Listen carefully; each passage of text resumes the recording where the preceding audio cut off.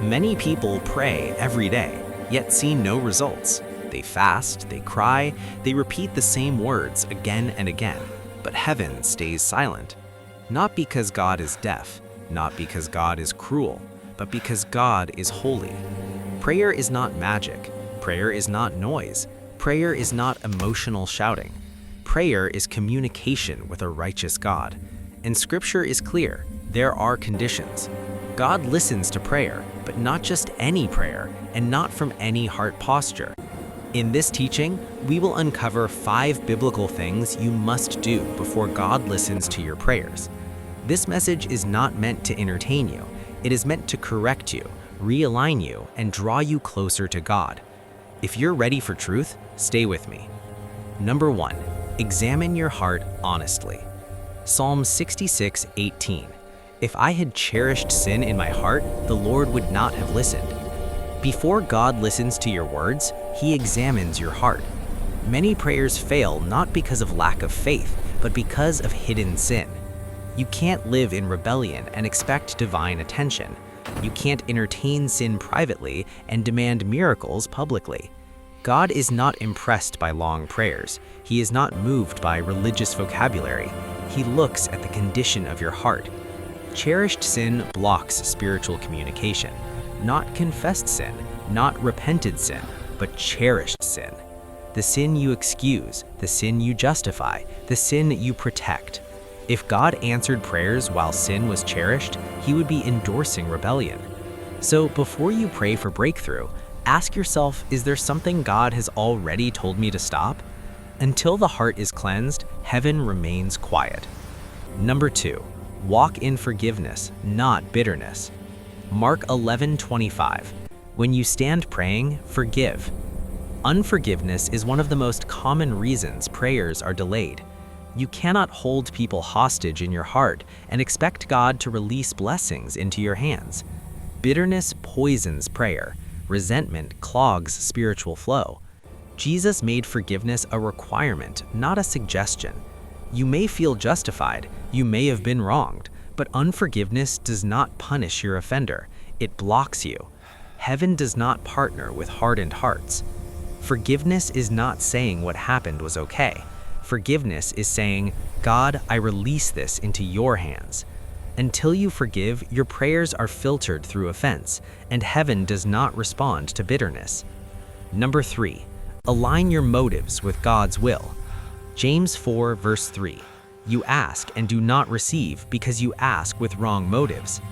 God does not answer selfish prayers. Many prayers are rejected not because they are small, but because they are self-centered. Some people pray only for comfort, status, revenge, or pride. But prayer is not a tool to upgrade ego. God answers prayers that align with His purpose. If your request contradicts His will, silence is protection, not punishment. God is too loving to bless what would destroy your soul. So before praying, ask yourself, is this for God's glory or my appetite? When motives are pure, prayers gain power. When motives are selfish, heaven withholds response. Number 4, obey what God has already said. 1 Samuel 15:22. To obey is better than sacrifice. Many people pray for new instructions while ignoring old ones. They want fresh revelation but refuse basic obedience. God does not negotiate with disobedience. If God has already spoken and you refused to act, prayer becomes noise. Why would God answer new requests when you have not obeyed the last command? Prayer does not replace obedience. Prayer flows from obedience. You can't pray your way out of disobedience. You must walk your way back into alignment. Obedience unlocks attention. Disobedience invites silence. Number 5, seek God, not just answers. Matthew 6:33. Seek first the kingdom of God. This is where many believers miss it. They seek solutions, not God. They seek results, not relationship. Prayer is not a vending machine. God is not a servant. When prayer becomes transactional, intimacy is lost. God listens to those who desire Him, not just His hand. When God becomes your priority, everything else follows. Seek God first, not last, not occasionally, not only in crisis. When the relationship is right, response follows naturally. God is not ignoring you. He is inviting you deeper. Silence is often a signal, a call to alignment, repentance, and maturity. Prayer is powerful, but only when the heart is surrendered. You don't need louder prayers. You need cleaner hearts, humble spirits, obedient lives. God listens, but He listens to those who honor Him. Fix the foundation and prayer will flow.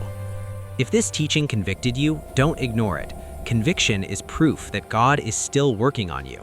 Take a moment, examine your heart, forgive, realign, obey, then pray again. If you choose obedience today, type "I choose alignment" in the comments.